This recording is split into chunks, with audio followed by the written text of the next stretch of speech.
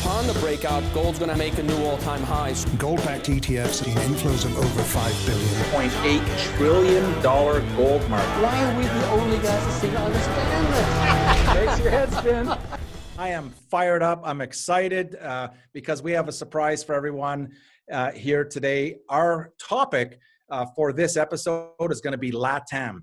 Okay, and just before we get into our topic, we have with us none other than CEO, visionary of Kinesis, Mr. Tom Coughlin with us today. Tom, welcome to Live from the Vault. We're so excited to have you here today.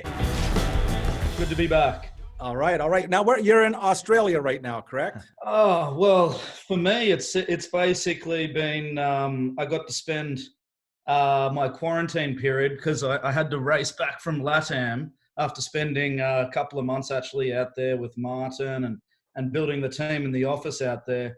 So I had to come back and do quarantine, but that wasn't too bad. I was able to spend it on 200 square kilometres of land out in the family cattle station in Western Queensland, Australia.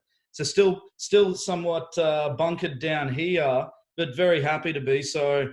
This has become the new sort of mission control room. I've got my sort of makeshift office here and able to potter around and connect with the land and everything like that again. So it's really good.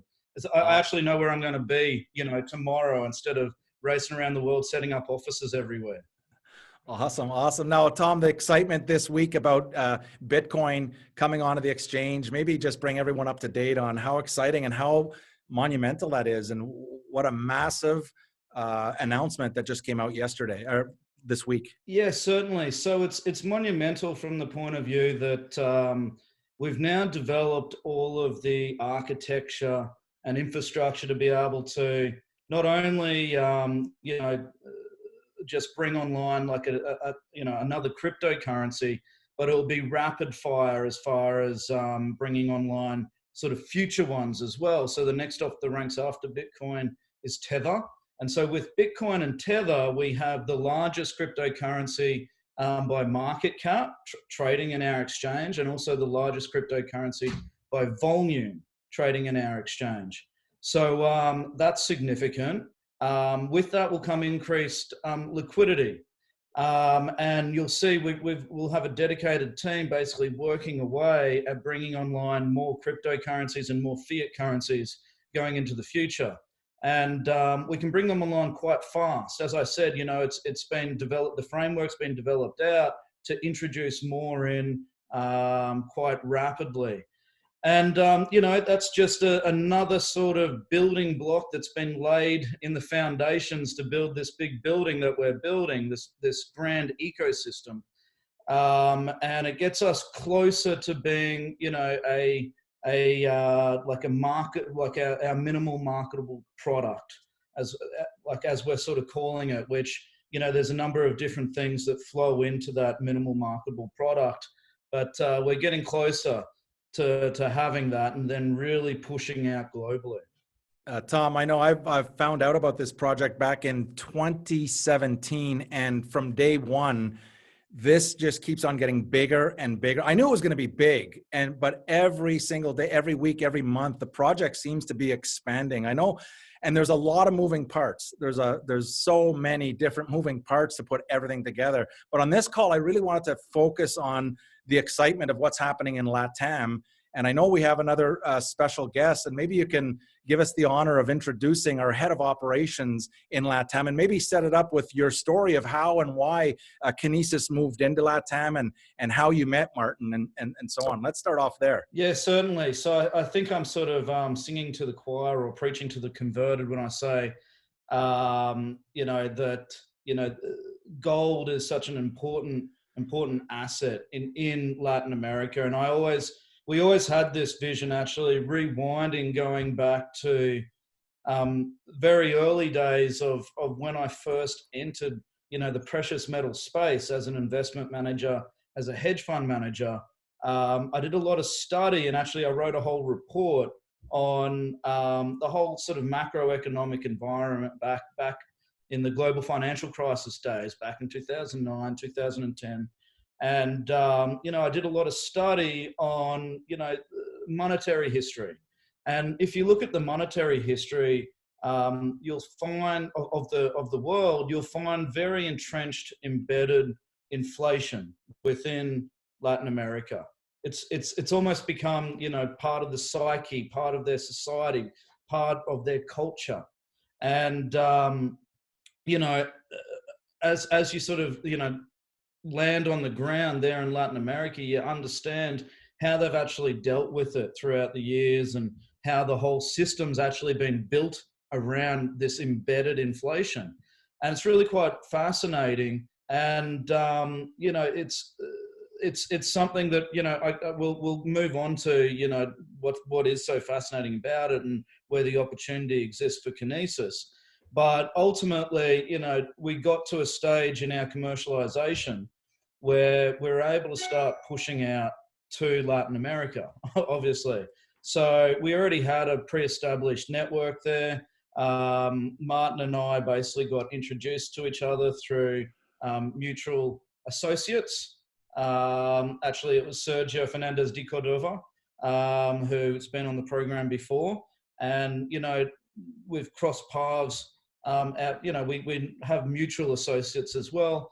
And Martin and I hit it off from day one. And actually, it was very interesting because Martin's also a great economic and monetary historian as well. So we had plenty in common. But it's not just that. We're not just philosophically aligned.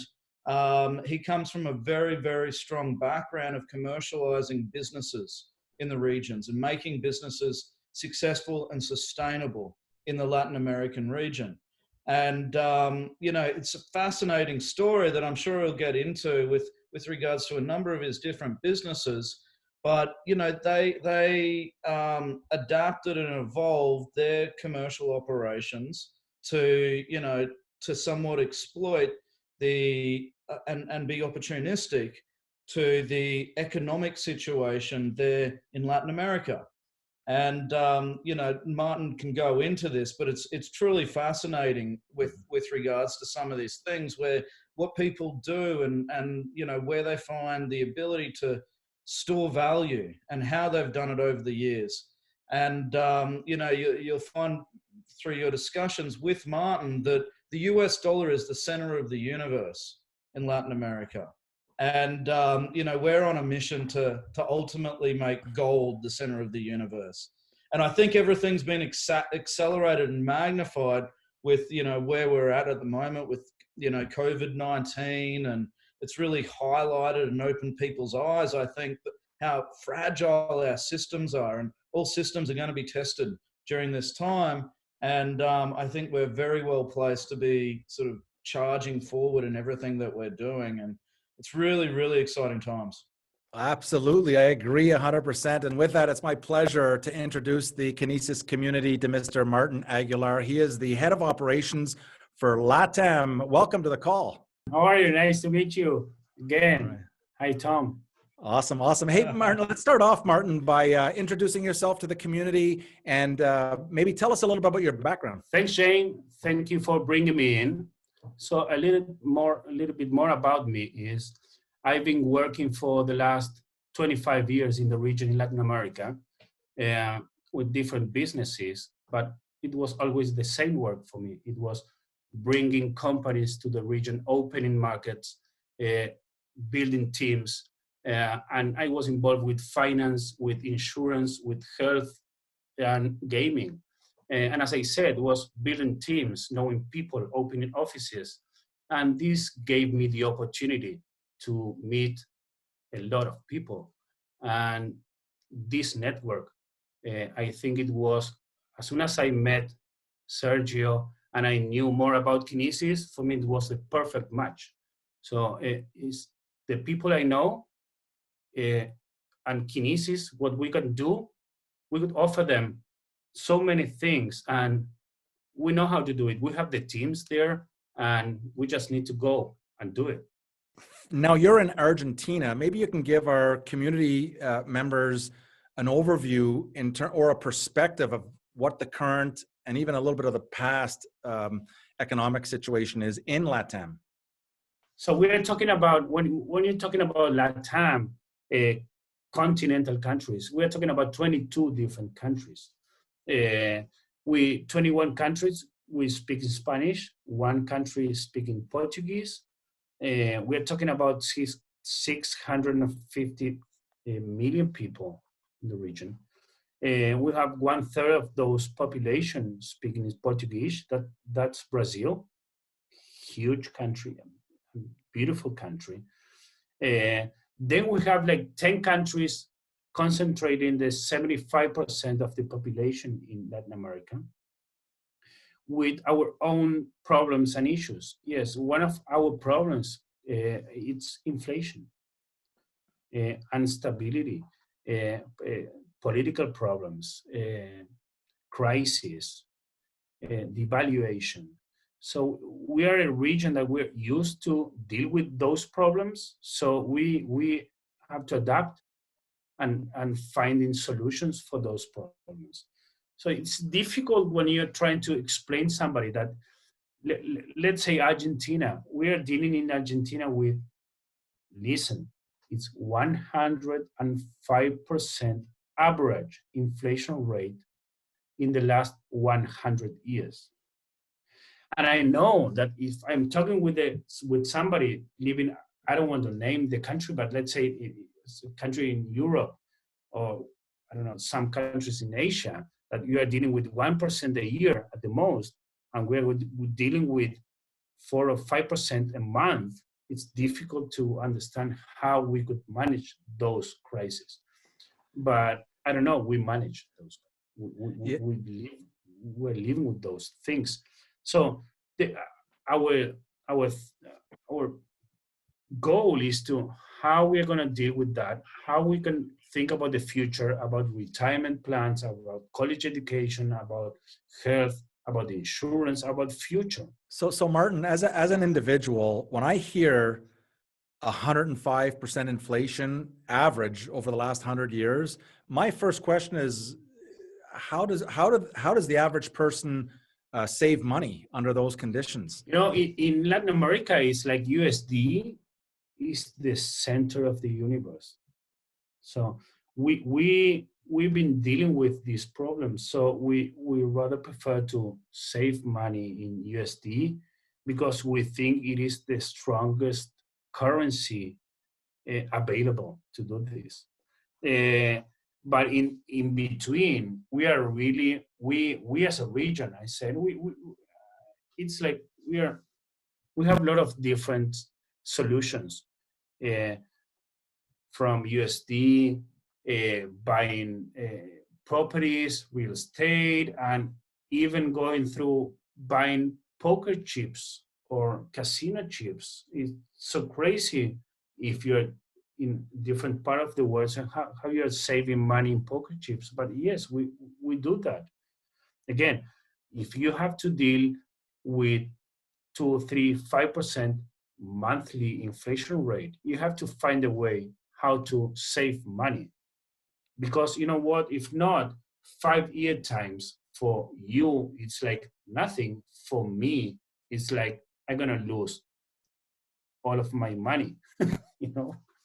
Right. Hey, Thomas, over to you. I know when you're hearing inflation at these rates, I personally, Kinesis is the perfect solution for this problem. Many other challenges that we're seeing right now. What do you think, Tom? Let's just say there's a very strong reason for myself spending 2.5 months in the region.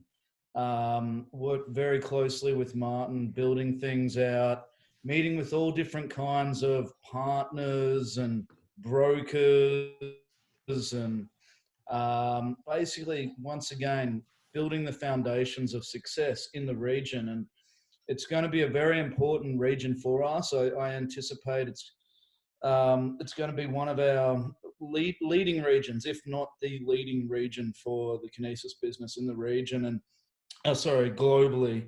And the institutional side is going to be incredibly important, but of course the retail side is incredibly important, and what Kinesis offers there is of extreme value.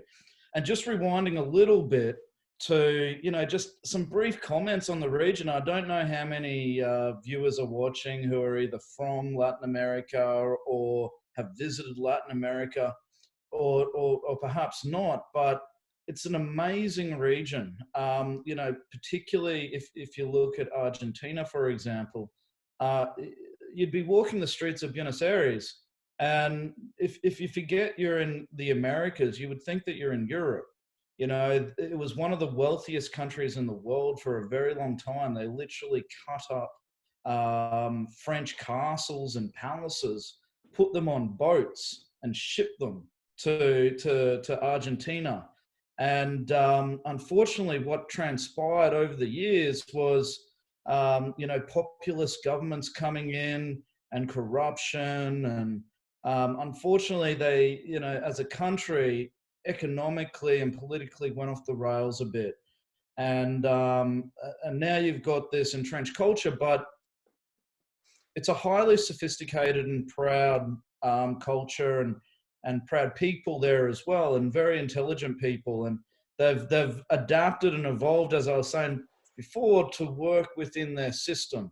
So, an example is pretty much it's impossible to get a loan on your house. I think it's something like 50%, interest rate, or over 50% interest rate to get a loan on your house. So you just don't get a loan on your house. So people who buy houses buy them with cash.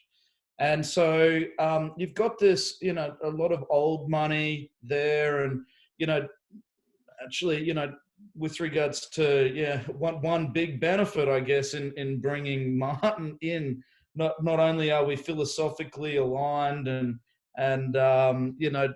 also aligned from a visionary perspective, but he comes from a very established family within Latin America, within Argentina as well, where I think one of his ancestors was even a signer of signed in the Constitution of Argentina. So he has a very strong network within the region that's ready to be, has been already activated. And, I spent a lot of time with Martin meeting all different kinds of people and from the political side to, the business leaders to big brokers in the region as well, who, really completely blown away with the product because they haven't had a solution at all. I'm talking zero solutions available to them to even invest in gold. So it's really, and their mind is very much so orientated towards US dollar. And we're like, well, you can hold US dollar within our system if you like, or you can hold, gold or silver and receive a yield. And, the Kinesis system just sort of sells itself. And then, we're at the moment as well, internally, we're building out a whole suite of collaterals which really illustrate the opportunity for businesses. And let's just say at this point in time, businesses are looking at their costs and they're looking at maximizing their revenue as well. And this is where Kinesis really slots in well. It's there massively, obviously, in as this mindset of, minimizing costs and maximizing revenue, obviously all over the world, but it is particularly in Argentina. There is still financial pain, and you see the little problems even in paying, for, groceries at the grocery store. Or I remember getting stuck in this horrendous line just trying to buy a few things in duty free as I sort of landed into the country, and watching the issues just for payment. And, some people are trying to pay with US dollars. Some people are paying with pesos. And, it was just one, to pay for things is a problem. One thing that COVID-19 has highlighted is that, I think paper money is going to be a thing of the past. If you can't actually exchange paper money, if it's considered a hazard for, passing and infecting people of contagion, then what value does paper money really have at the end of the day? Okay, it's going to turn into all digital money. And, we're obviously, we offer the ability to have real physical value sitting in a vault, fully insured, but be able to be, titled, transferred digitally and in the same manner as I guess, fiat. What I love most about Kinesis is that it applies to people, it applies to companies, and it applies to government organizations. So there's massive use cases. Maybe we can, bounce back and forth, and let's get a couple of examples in LATAM, how you feel that this is going to benefit the people. We'll use a couple of examples, and then we'll move into company examples, and then we'll move into government organization examples, specifically in LATAM and what's planned for the future. Let's start off with Martin. Let's maybe start off with how the people, how an average or how a person can benefit from the Kinesis monetary system. Yes, I totally agree with you, with Tom, and with the things we've been through in the past 2 months here. But at the end of the day, if whether you are an individual, a corporation, and a small or medium-sized company or a government, and dealing within the problems we have in Latin America, you always have to think about just a few things. You have to, and you have to put the price on each of them and what you prefer. So you have to talk about liquidity, diversifying, return on investment, flexibility, security, transparency. So once you have to make a decision what you put your money, if you have savings. So if you're lucky to have savings, you have to decide what do you prefer of those: security, flexibility, transparency, return. And I think that the good thing about Kinesis is that we have everything. Because we are going back to basics. We're going back to gold standard. So the humanity was dealing with gold and silver for I don't know how many years, but too many. And with fiat money, it's too short. And we already know the problems with fiat money.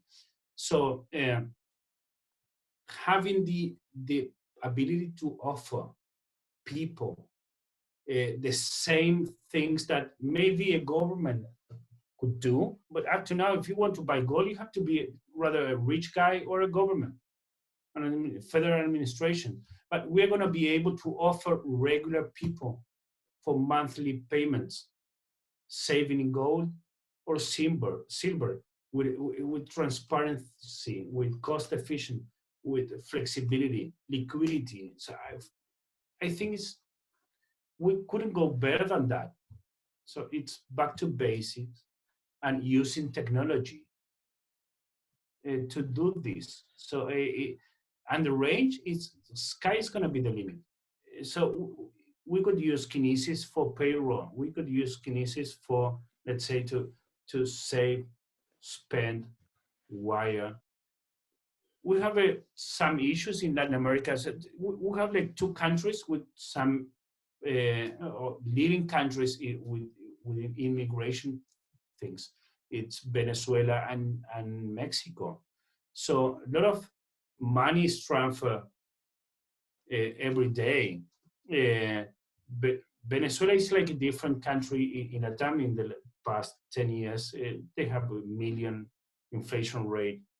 It's amazing. But a lot of people was able to go to a different country and be working in a different country, and they have to wire money to Venezuela. And that's why their cryptocurrency is so big in Latin America. If you ask, or if you think about the volume of transactions, you have in the top 10 in the world, you have 6 countries from Latin America. And you're talking about Mexico, Venezuela, Brazil, Colombia, Argentina, and Chile. So we are used to these new technologies to move money abroad. So Kinesis is the perfect solution. I can't find the perfect that perfect as Kinesis. Yeah. Hey, Martin, I think we can all agree that Kinesis is the perfect solution. Hey, let's go over to Tom here and talk about, maybe Tom, you can tell the community about your general approach to entering the LATAM market. Okay, we spent a lot of time in looking at actually at the various different countries all throughout Latin America. And each country, you know, it really deserves its own strategy. And we do have different commercialization strategies for different countries throughout Latin America. Sometimes, you know, it's more beneficial to say, for example, approach the government. The government would be more friendly to a platform like this. Just like, you know, what we've done with Indonesia and bringing together, you know, local partners to launch something that you know, it can be showcased with national pride, and you know, we can really facilitate that at the end of the day. Kinesis, as you know, we can just be effectively the technology and infrastructure provider and white label and allowed to roll out. So in Latin America, we have a number of projects underway where with countries, with governments. But in addition to that, we have commercialization strategies where we're going out, say, at the institutional level, you know, attacking different target market verticals, which might be in the investment space. Of course, you know, we're very proud of our risk to return metrics. So we can be, you know, really targeting there, and all the investment brokers and advisors, etc., are very excited that we've spoken to there. And that's where, you know, Martin's network is really, really strong in that financial services space. So, you know, he has an astonishing story of, you know, basically $10 billion being, well, circa $10 billion being invested in poker chips. I was blown away at that, just to get exposure to US dollars. And as long as it, you know, doesn't go backwards in value, then they're happy. They don't even look at a yield, for example. Yield's not even important. So you throw in a yield, and then that's sort of even, you know, amazing for them. Like, wow, okay. So, but yeah, so there's different commercialization strategies that are appropriate for different regions. We've been obviously translating everything into Spanish as well. And you might have seen the, you know, the Spanish website go live, and, you know, getting things together for the brokers, for them to be able to push out to their clients. It might even be like investment bankers, like private bankers, where it's like just a reallocation of capital away from, you know, one area, you know, portfolio investment allocation to another. And, you know, look at how investment assets have gone over the last little while, particularly in the, you know, the listed space. So I think that we're very well positioned there. And as LATAM comes on, you'll start to see the consequences in our marketplace from that. Tom, I can see exactly how that's happening even more and more and more as we move forward here.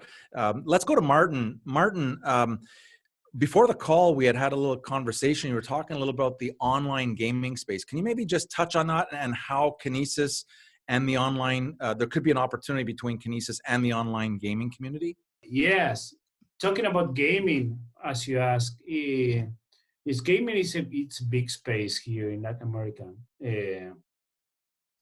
And one of the issues with gaming is pay methods.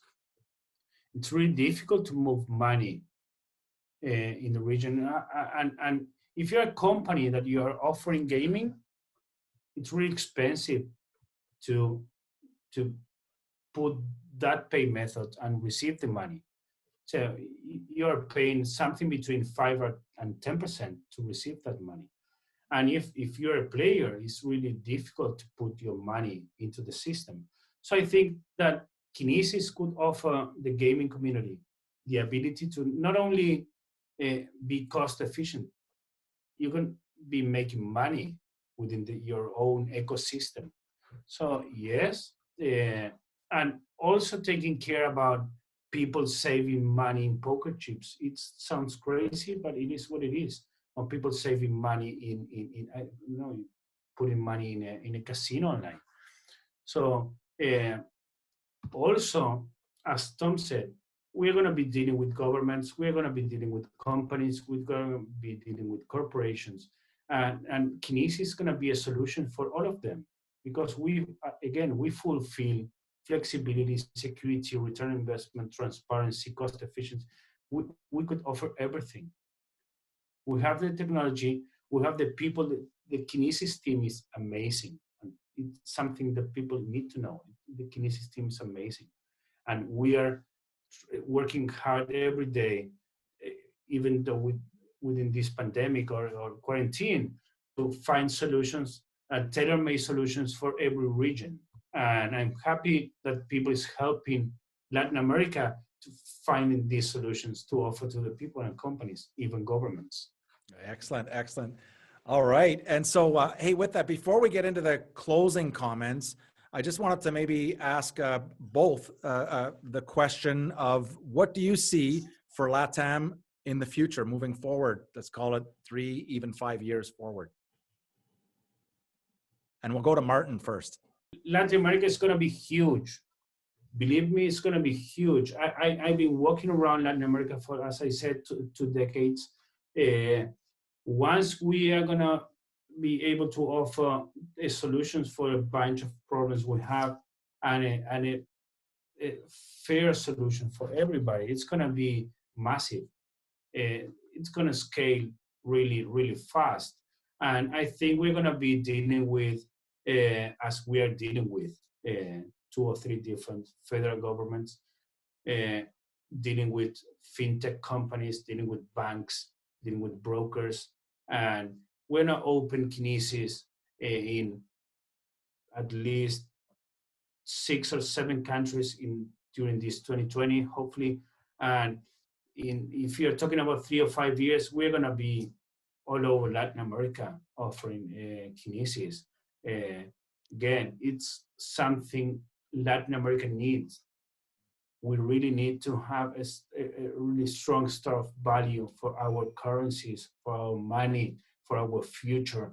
And it's not new.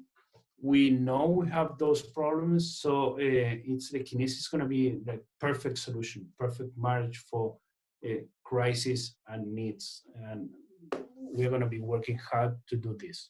Yeah, I know, Martin, when we first spoke, I asked you the question and you said something really interesting, is that when Kinesis did come along, you recognized almost immediately that this is something that you've been looking for a long, long, long time. So it didn't take you a long time once you figured out Kinesis that this was a solution. Maybe you can just talk to that before we go over to Tom, talk about the future for Latin America. Totally agree. Just imagine, I've been working for too long to find, and I got different products to offer to the region, let's say mutual fund, hedge funds, college education plans, and whatever plans for saving, just for saving in USD. And some of them were expensive, or you have to freeze your money for, let's say, 10 years, 15 years. So liquidity was an issue, transparency was an issue, flexibility was an issue, security was an issue.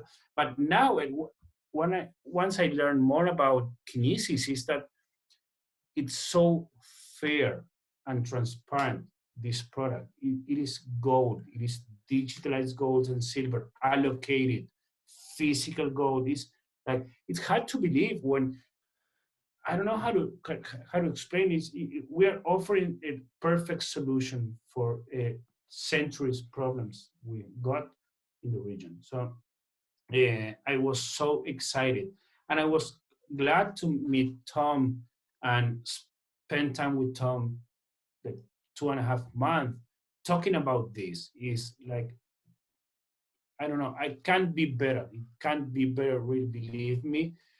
We're gonna have so many things to do and deals that we're going to be closing in the next month and years, because it is like water in the desert. Can't put it better than that. It's water in the desert. Excellent, excellent. Well, I know it's going to be an exciting future. I love LATAM. I have a lot of friends in LATAM, and I love the energy and the spirit and the fire. It's just amazing.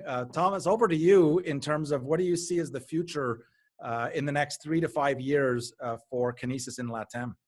I mean, some of my observations for the region were this.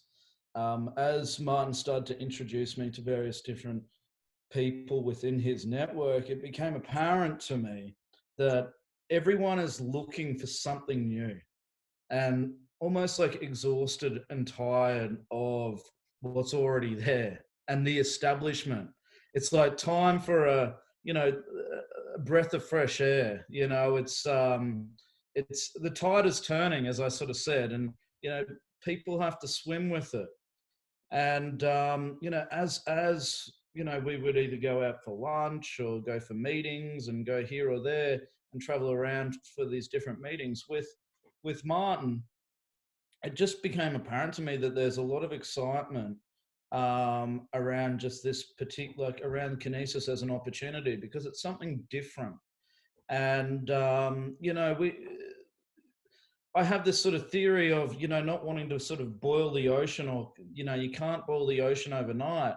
And when I saw in Latin America how the mindset was very focused on US dollar as the mechanism for saving, I thought, well, wow, is it too difficult to sort of change the mindset to gold? And then that was, became my sort of focal point of, and asking people, hey, is gold going to happen here? And everyone resoundingly said yes, because, people are like, even though the US dollar is like the center of the universe, people don't really want to invest in it. They don't have another option. And this is the alternate option. And I can't recall the figure, but, it's hundreds of billions of dollars. If I recall correctly, it's like 450 billion or 500 billion dollars that's stored by individuals offshore of Argentina, outside of Argentina. And, that's looking for a home. That's largely invested in US dollars. And, and obviously there's all the money inside Argentina as well. And of course it's subject to capital restrictions and that sort of thing. But, if you're a wealthy person, then you found a way to get your money outside of Argentina. If you're an underprivileged person, then you can utilize the Kinesis system for the value that it provides in the payment space, and providing that sort of digital access into, banking and payments. And I think everyone here knows that we're on a really aggressive path in basically closing the loop of our monetary system here.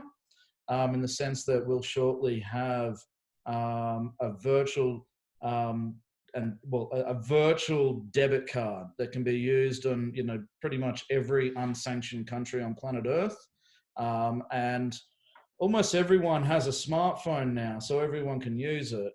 And this is something I'm very excited about. This is coming up imminently, this release. So once we have that, then we can start to provide value to everyone.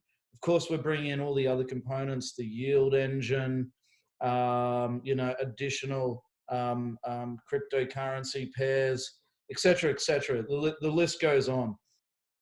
And we've also got a few other exciting things happening as well, including a new web interface, which is going to be really, simplistic to use, easy to use, but beautiful as well. And, rolling out to Latin America is something that I'm personally very excited about. I've taken an active role in it as well, and will continue to take an active role in pushing out. And I think it's going to be an amazing opportunity for all of us. And we're in with the right people as well. I think we already have representation pretty much in every country in Latin America, all throughout Martin's network. Like, this person, is established and has this network in Peru and Chile and Brazil and Mexico and Panama, wherever it may be. We're already we've got influence there, and we've got representation there. So I think we're starting from very strong footing, and we're getting things rolling just right now. And please, Yeah, we'll keep you updated with the progress of it all. Let's put it that way. That's It's going to be exciting. Yeah, that it already is exciting. And like I said in the beginning, as we roll out, people start to realize how massive this project is. And for us to be at this time in history in this position, and for you, the viewer, just to be even accessing this information that's available, to me is quite exciting. Martin, if I could just get you to focus in on one thing about Kinesis, if you can only pick one, I know there's a lot, but if you can only pick one thing that you're most excited about bringing Kinesis to LATAM, what is the one thing that comes to mind? If I have to think about just one thing, is that we're going to be offering the perfect solution to transparency and cost efficient to people, to real people. And as Tom said, we could go from these donation things up to savings, but it's going to be a real solution for a real problem. Then, of course, we're going to have a bunch of offerings to corporations, governments, and everything. But you know what? It's going to be real people, real problems, and real fast. And that's going to be our goal. And we're going to be reaching millions of people's problems every day. And that's going to be our focus for sure in this year, 2020.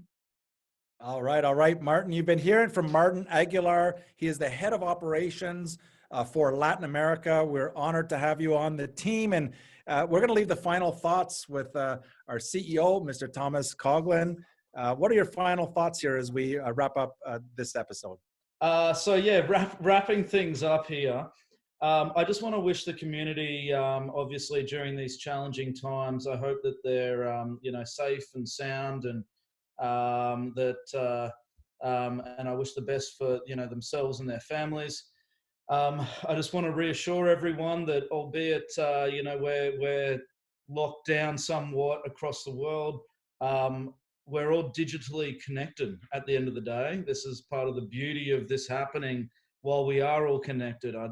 It might affect things a little bit if we didn't have the internet, let's put it that way, but we do have the internet, and that's amazing. I've got to say, I don't think I've been more productive over the last sort of 10 years, I think, as much as what I have been over the last little while, being able to sort of focus in and be sort of in the one place, and also somewhat knowing where I'm going to be the next day, wake up and just sort of being locked down at mission control. From our perspective, things are going amazingly, and I want to be making more appearances as well. I want the community to know that, now that I'm actually in one location, I want to make more regular appearances coming on and introducing new guests. There's a few new guests that I'd love to sort of, I'd like to see on here in the future. Really pivotal people to our organization. So, I just want to wrap things up. I'm really excited about the next little while because we've got this really aggressive schedule of rollouts. And I guarantee everyone that within the next 2 months, you're going to be looking at a completely different organization. We're going to have a bit of fun. We've got to the fun stage. We're almost at the fun stage. It's we've gone through our challenges. As painful as they have been with little delays here and there, it's been an incredibly complex project, and it will remain an incredibly complex project. It's a monolithic beast. It's a monolithic ecosystem, and we're 2 years in, and it's been difficult from day one to understand all the different timeframes, and there's been little challenges present themselves over that time. But we couldn't be in a stronger position. And I know that next time I'm on, it'll be even a stronger position. So looking forward to the next sort of phases in our growth, evolution, and commercialization, Shane and everyone. And I look forward to dialing in again and talking with everyone. So thank you very much once again, ladies and gentlemen, and look forward to seeing you and talking with you next time.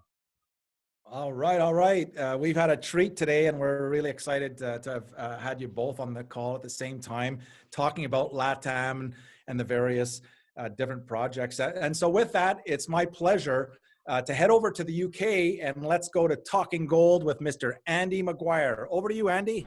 Wow, guys, what an amazing update. Thank you so much. This has got to be exciting for everybody. Now, what we're going to do is, as usual, in our bi-monthly Talking Gold webinars, I base a lot of what we're covering on questions that we're getting, and there's a lot of them. And what we're trying to do here is, as you can probably gather, is we're trying to add some insights for gold traders and investors with a particular focus on weighing up the casino run paper settled gold markets versus what the real wholesale market is really telling us. So by weighing up these two increasingly conflicting inputs, and they are conflicting, we're able to provide really a better frontline assessment of the competing active market forces which are not readily available unless these two market forces are weighed up. And you don't always get that everywhere. So this can provide, you know, a valuable short-term support and resistance level that we should be looking at. Now, look, obviously, medium and long-term gold and silver priced in US dollars, quite frankly, they're easily valued between $2,200 and $2,500. And in this report, I'm going to kind of outline strong, fresh physical drivers that will assist underpriced gold priced in dollars to close this gap sooner than may be expected. Now, while it's true, we're extremely bullish on gold and silver, of course, my objective is to provide really a more refreshing wholesale market view of why physical gold and silver priced in dollars will be physically driven to make fresh highs. And that's important because this paper game has been going on since what? Almost 50 years now. So, you know, it's important. And a lot of people sort of say, well, yeah, but, you know, this paper game will just keep on going forever. But not so. Also, it's our objective to provide consistency between our webinars. So we seek to actively connect the dots between each webinar to provide both a high-level view for physical investors primarily, as well as to cut a path for traders through this chart-painted smoke and mirrors, casino-driven illusions, which is touted regularly by the industry apologists who would like you to follow them. Now, with that in mind, from a very short-term perspective, if you recall, in our last webinar, we warned that Benoit Gilson's BIS, that's the Bank of International Settlements, gold trading desk, had actually drawn a line at 1690. That was the price of gold. They wanted the price of gold to be ahead of the upcoming April the 30th options expiry, which was about a week after we did the webinar. So we did caution to anticipate some heavy counterintuitive action into this major mark-to-market event. And bearing in mind that the BIS with derivatives involved, we're talking probably close to $1 trillion worth of derivatives that had to be mark-to-market. Now, every dollar, as you can imagine, if it's $1 trillion of settlements, every dollar is very important. But we also said this would become a buy-the-dip opportunity for long-term investors. And I really, really hope that helped you. And that's what we're going to try and do in the future as well. Now, this aggressive BIS chart painting wrong-footed a sufficient volume of specs to bet against gold and silver. Now, this has provided a perfect short covering window for these same insiders. That's part of the game. You control the concentration of interest. It's like any casino. 95% of you will lose, 5% of you will win. That's how it works. Now, the options structure following the Bank of International raid, and it's very important, this is what really helps us, is we look at the options levels, the pricing, who is pricing what, who is betting against, and who's betting for what. Now, after this raid, it confirms that the BIS no longer require a gold price under $1,700. Now, the only residual sellers after this chart painting exercise are really the wrong-footed, we call them momos, the momentum chasers.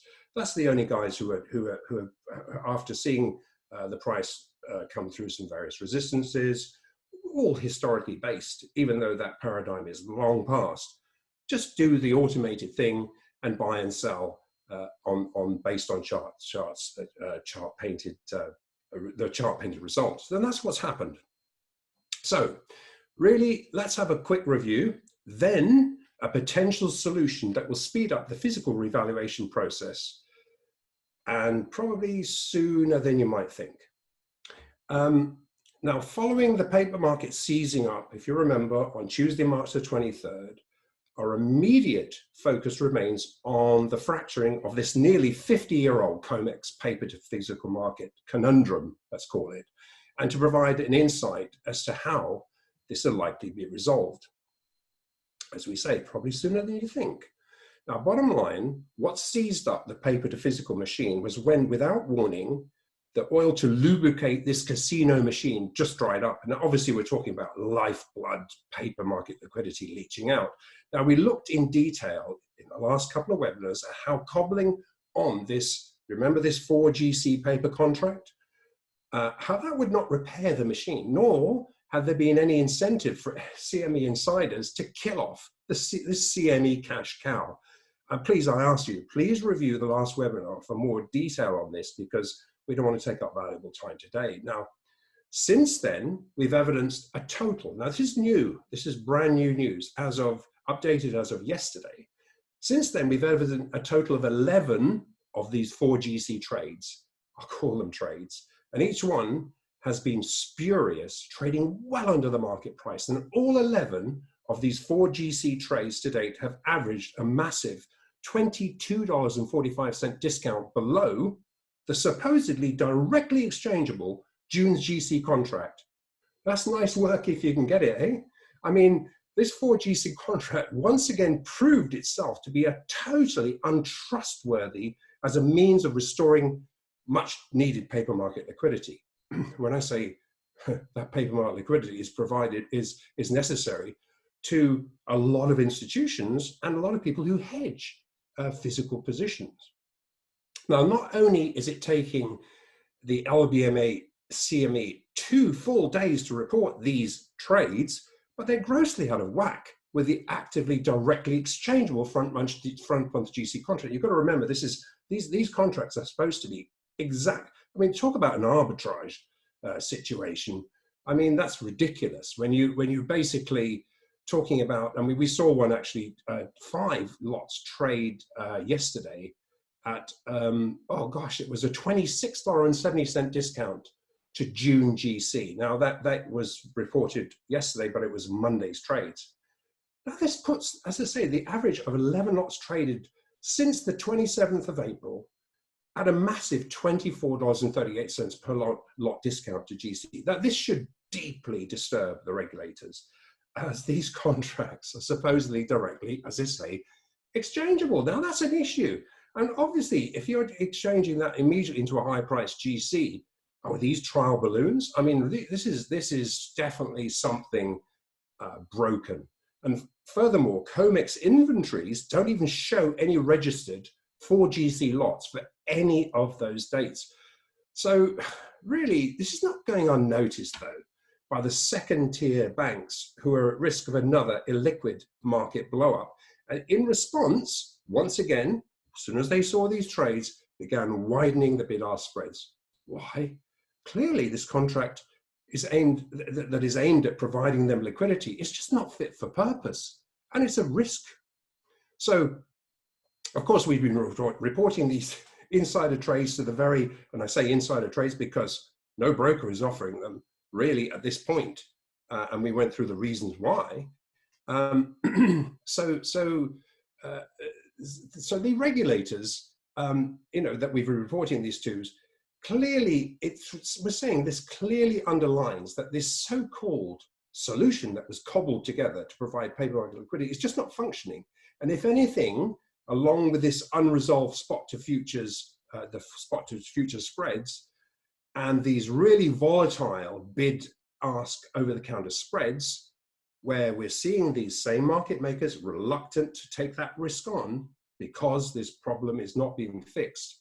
This is a major growing embarrassment for the LBMA, the CME, and also now the regulators who, believe me, are keeping their heads under the radar on this. And you know that we've had discussions, face-to-face meetings with Andrew Bailey, who is the current head of the Bank of England. We've had we've had this in Parliament. this is the FCA is aware of this. The DOJ is aware of this. The CFTC is aware of this. Yeah, really, nobody wants to talk about this. And clearly something has to be done. And as I say, it's not going unnoticed by the second-tier banks. And of course, they're now widening the bid-ask spread again, as it's realized this contract is not to be trusted. So we've had so many questions on this. So please bear with, and we'll move on to the solution in a second. But this so-called 4G solution has turned out to be an embarrassing farce for officials. And so it's really failed, though, in two ways. And if you look at the two ways it's failed, first reason is simply greed.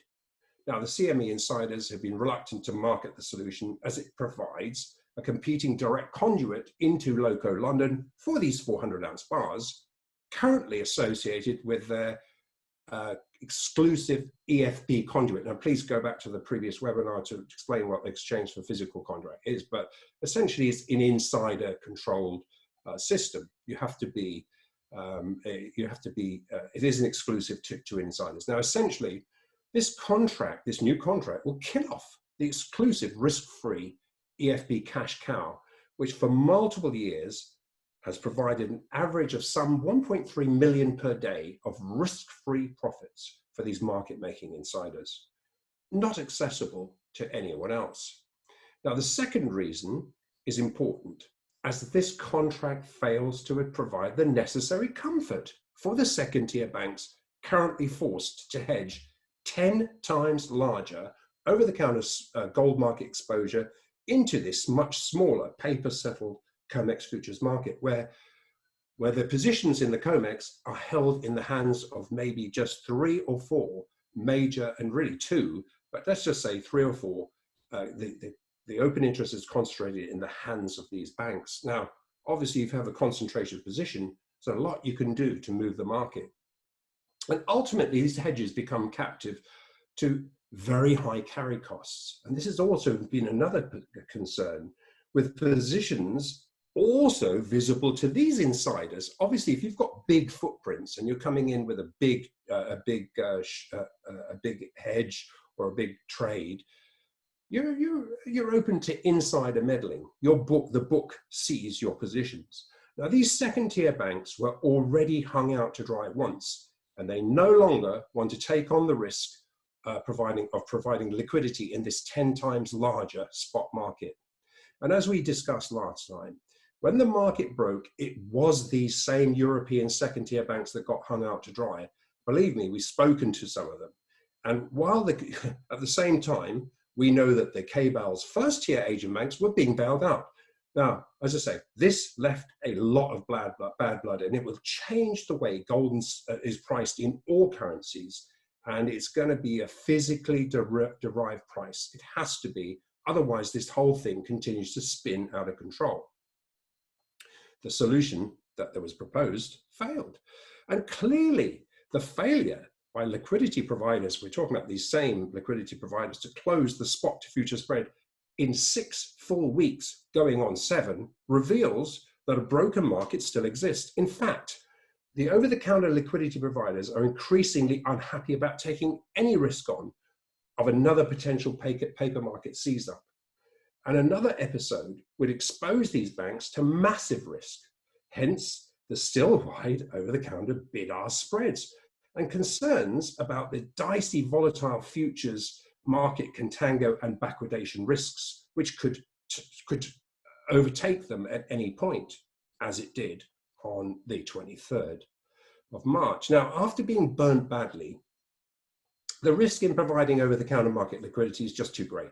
Now, with credible information, though, that Goldman, one of the largest first-tier over-the-counter liquidity provider banks, is looking to get ahead of the curve and is preparing to collaborate to price gold on a physical basis. Now, we know they've been going long, we've been reporting, been going long for well over 18 months, if not more like 2 years for their own book. And they won't be alone. And we already know that all of the first-tier banks are long physical gold. And they may be short on the COMEX, But these positions are largely hedged are in London, and they're certainly long on their physical books. So a higher price based on a physical market would suit them very well. Now we could get into the detail of, why is there so much short interest on the COMEX? Well, to be honest, when you've got a concentrated position, then you can move stuff around, but you can also make sure that you buy every dip and you start to build this physical inventory up, which is exactly what's happened over the last 2 to 3 years. And we also know that officials, this is important, are deeply underwater on their derivative bets, which is why people are saying, well, the Fed's going to jump in and they're going to smack gold down at any time. But over the last 3 years, and it's really important, no official bullion, and I'm going to say this as a wholesaler, no official bullion has been physically lent out. Instead, they surreptitiously laid the paper market liquidity onto the agent banks who have a direct conduit to the BIS trading desk through their Bank of England gold accounts. What a privilege. Now, however, these unallocated gold and silver positions can be squared with a keystroke, and that's important. Now, we see the connection with the over-the-counter market and the COMEX simply no longer fit for purpose as a safe hedging conduit. And as we just mentioned, ultimately, market makers in these 10 times larger over-the-counter markets have to hedge risk in the much smaller futures market, where hedges become captive to these very high carry costs, with positions, as I say, already just gone over how these positions are visible and prone to insider meddling. So it's the smaller futures market that is still the tail that wags the much larger over-the-counter spot dog. That cannot exist anymore. This will now change. And as a result, the COMEX market, as it exists, will become sidelined. Not a COMEX failure, but driven by US traders who are banned from trading over-the-counter spot anyway, moving investments to cheaper run ETFs such as GLD, etc., with expensive COMEX futures taking a back seat. Now, the important takeaway from this is that while both ETFs and futures have similar counterparty risks, yes, there's a paper element to them, but we see these two flows into the gold ETFs increasing. This in turn, alongside physical demand, cuts off more sources of paper market liquidity as both of these circumvent GC contracts, which is COMEX contracts, which is bullish for this physical gold market. Now, a lot of sideline money is entering gold. I just listened to, listening to Bloomberg yesterday. Perhaps not CNBC, but you will hear there are fund managers who have openly admitted they've never touched gold, or they've actually been brought up not to like gold. They're moving into gold. US funds don't buy physical, but they do buy ETFs. Now, a recent example was New York-based Elliott, and they manage about 40 billion in assets. They told their investments that gold was one of the most undervalued assets available, and that its fair value was, quote, multiples of its current price. Okay, that's one $40 billion fund. Imagine 1 or 2% of gold being purchased, whether it's an ETF or not, or even 4 or 5%. Can you imagine what this is going to do as this starts to upswell and actually take further liquidity away from the COMEX market? So this is historic. What we're seeing is this is unprecedented and historic. Now, really, this is where the solution comes onto the front burner. I'm sorry, we have to go through these things because these are where the questions are centralized, but we can get onto the physical solution. There is credible information that the gold market conduit will migrate onto a competing London Metals Exchange, so the LME exchange, which the Chinese banks supplying physical to back these over-the-counter, the over-the-counter market. Now, this would lower leverage from hundreds to 1, and we always figured 99 to 1, but realistically, when you account for derivatives, hundreds to 1, to around a more legitimate 10 to 1, which is a ratio that would support the industry, the jewelers, etc. But it was also anchor the over-the-counter gold trading to a real physical price. Now, that is the solution that is required. And as it is required in all physical exchanges, the bullion must sit in the exchange before it's sold, as it is in our ABX and Kinesis vaults. This will provide the necessary comfort and counterparty compliance assurances to the recently disenchanted over-the-counter liquidity providers.